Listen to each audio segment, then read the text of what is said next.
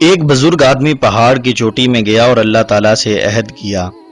کہ میں تمام دنیاوی تعلقات سے رخ پھیر کر اب آپ کی عبادت میں یہاں مقیم رہوں گا، اور بھوک سے جب تنگ حال ہوں گا تو آپ ہی کی طرف سے عطا کا منتظر رہوں گا۔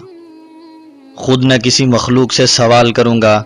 نہ اس جنگل کے درختوں سے کوئی پھل یا پتا توڑ کر کھاؤں گا، البتہ جو پھل خود بخود ہوا سے زمین پر گریں گے صرف ان کو کھا کر زندگی بسر کروں گا۔ ایک مدت تک یہ بزرگ اپنے وعدے پر قائم رہے، یہاں تک کہ اللہ تعالیٰ کی طرف سے امتحانات شروع ہو گئے، اور اس امتحان کی وجہ یہ تھی کہ اس بزرگ نے یوں نہ کہا تھا کہ انشاءاللہ میں اس عہد پر قائم رہوں گا۔ اس انشاءاللہ نہ کہنے کی وجہ سے بظاہر یہ معلوم ہوتا ہے کہ اس بزرگ کی نظر اللہ تعالیٰ کی توفیق سے ہٹ کر اپنی ہمت اور طاقت پر چلی گئی ہے، اور اپنی عاجزی اور انکساری کا ظاہر کرنے کے بجائے ایک طرح کا تکبر معلوم ہوتا ہے۔ اس لیے اپنے اس عمل کی شامت نے اسے سخت امتحان میں گھیر لیا، اور اس کے دل سے وہ نور جاتا رہا جس کی وجہ سے اس کے قلب میں بھوک کی تکلیف برداشت کرنے کی قوت و ہمت اچانک بالکل ختم ہو گئی۔ ادھر اللہ تعالیٰ نے ہوا کو حکم فرما دیا کہ اس پہاڑ کی وادی کی طرف ہو کر نہ گزرے۔ چنانچہ 5 روز تک ہوا بالکل بند ہو جانے سے درخت سے کوئی پھل زمین پر نہ گرا۔ بس بھوک کی شدت سے وہ بزرگ بے چین ہو گیا، صبر کا دامن ہاتھ سے چھوٹ گیا، اور کمزوری نے اس کو خود اپنے وعدے کو توڑنے پر مجبور کر دیا، اور وہ بزرگ جو ایک طرف ہمت و استقامت کا پہاڑ تھا اب گمراہی کی وادی میں بھٹکنے لگا۔ چنانچہ جب اپنا عہد و نظر فسخ کر کے وہ درختوں سے پھل توڑ کر کھانے لگا تو اللہ تعالیٰ کی غیرت کو جوش آ گیا اور اس فقیر کو سزا دی گئی، کیونکہ اللہ رب العزت کا قرآن کریم میں حکم ہے کہ اپنے وعدوں کو پورا کرو۔ چنانچہ اس بزرگ کی سزا کا واقعہ اس طرح ہوا کہ چوروں کا ایک گروہ رات کو اس پہاڑ کے دامن میں ٹھہر گیا۔ ایک مخبر نے شہر کے پولیس افسر کو اطلاع دے دی کہ آج چوروں کا گروہ فلاں پہاڑ کے دامن میں ٹھہرا ہوا ہے۔ اس سے پہلے کہ پولیس افسران چوروں کو گرفتار کرتا، اس نے پہاڑ کے دامن میں اس درویش کو دیکھا اور سمجھا کہ یہ کوئی چور ہے، فوراً گرفتار کر لیا۔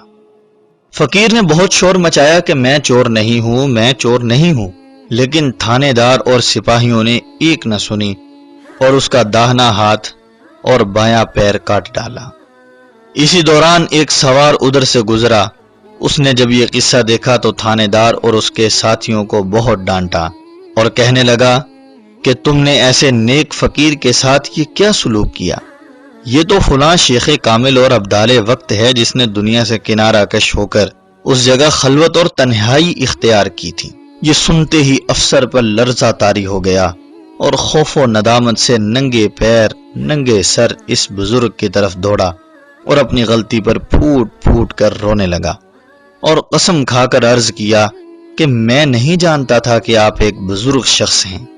میں نے غلط فہمی سے آپ کو چوروں کے گروہ کا ایک آدمی سمجھ کر یہ معاملہ کیا،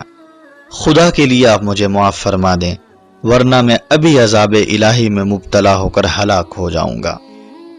درویش نے کہا کہ بھائی تیرا کچھ قصور نہیں، میں خود قصوروار ہوں، میں نے اپنے مالک سے وفاداری نہیں کی، میں نے اپنے مالک سے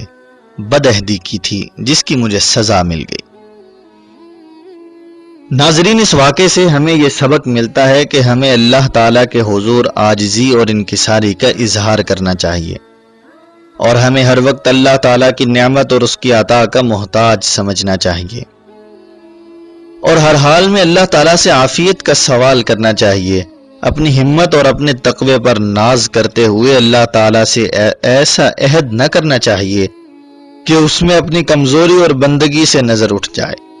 اس لیے کوئی بندہ بھی اپنے آپ کو اللہ تعالیٰ کی طرف سے امتحان کے قابل نہ سمجھے،